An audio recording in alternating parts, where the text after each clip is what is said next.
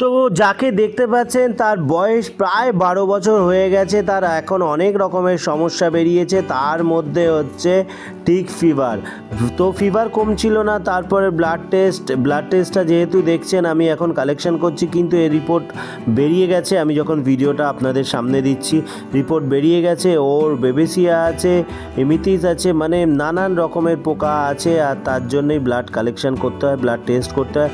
আপনারাও করবেন বন্ধুরা, কারণ কেন ডগি যখনই দেখবেন জ্বর কমছে না, উইকনেস আসছে, এখন কিন্তু টিক ফিভার প্রচুর প্রবলেম করছে, আর একটা ব্লাড টেস্ট করিয়ে নেবেন, তাহলে কিন্তু 100% আপনারা কনফার্ম হয়ে যাবেন কি সমস্যা হয়েছে। আর সমস্যা যদি ফার্স্টে ধরা পড়ে তাহলে কিন্তু রিকভারি থাকে, আর যদি বেশি দেরি করে ফেলেন তাহলে কিন্তু অনেক সময় চান্স পাওয়া যায় না, নেগেটিভটাই বেশি হয়।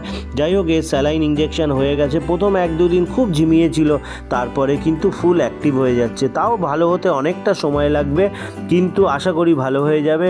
ভিডিওটা শেয়ার করুন, সাবস্ক্রাইব করে আশীর্বাদ করুন। সবাই ভালো থাকবেন, সুস্থ থাকবেন, আনন্দে থাকবেন। ধন্যবাদ।